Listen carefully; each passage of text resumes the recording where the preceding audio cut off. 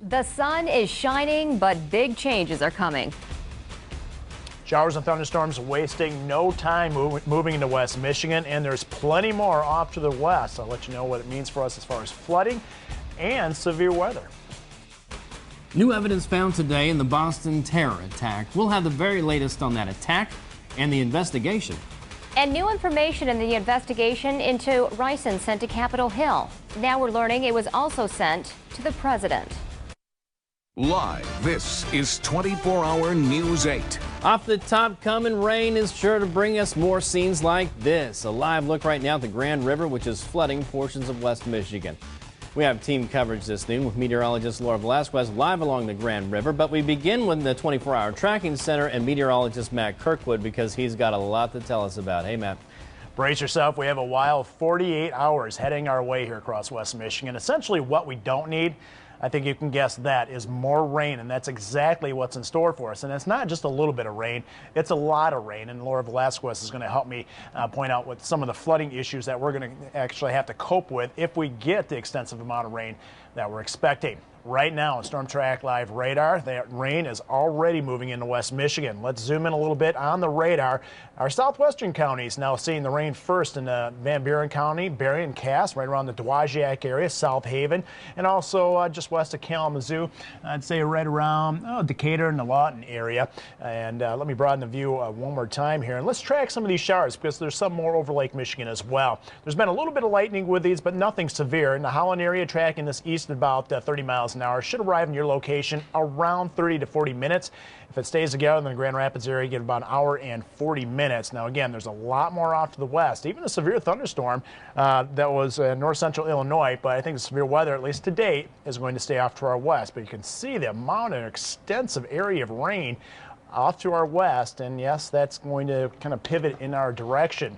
Here's what it looks like as far as temperatures right now. You enjoyed the nicest part of the day. Temperatures with fading sunshine right now at 49 in Grand Rapids, 51 in Kalamazoo, but once again we have to deal with a very strong wind out of the east, currently 18 miles an hour. That's what it looks like for today. A day planner featuring essentially temperatures leveling off right around the lower 50s as it looks like, with showers and thunderstorm threat right on through the evening hours and pretty much right on through Friday night. Obviously with that long duration, the potential of that heavy rain throughout that duration, well, we're going to have to deal with some flooding. And for more on that, we'll do some team coverage coming up soon. That's right, Matt. Now to meteorologist Laura Velasquez, who's live along the Grand River with a look at what we can expect as far as flooding. Laura? Yeah, Emily, I'm here at Riverside Park in what should be the boat launch parking lot. Where I'm standing is still pavement, but you can see just how high that water level is. We're talking 2.5, getting close to 3 feet, all the way up to waist deep here. I could go a little bit further, but notice how fast that water is moving downstream. In fact, in some cases, as much as 4 times normal river flow coming down the Grand River in locations right here just north of Grand Rapids. Now, here are some of the highlights. You just heard Matt talking about the rain that we're expecting as he tracked it into West Michigan. Here are some of the things to think about. 2 to as much as localized 4-inch amounts of rainfall from today through Friday. Water levels are again going to rise, and in this case, you'll likely notice them rising faster than they did when the water levels were coming up last week, and that's because we already have swollen rivers. You're also going to notice the water spreading out a little bit more because this is a floodplain. And also something else to keep a very close eye on is some possible road washouts. We're very, very wet here. Adding more rain onto that is not a good thing.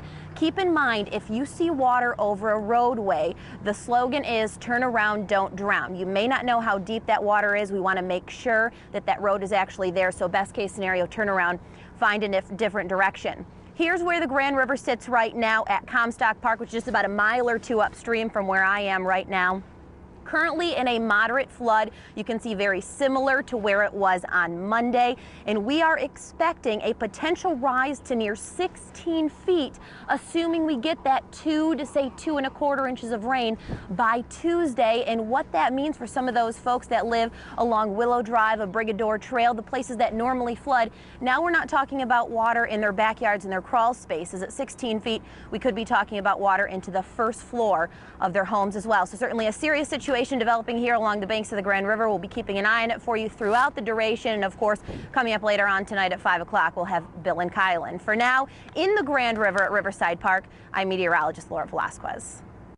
That's a big break.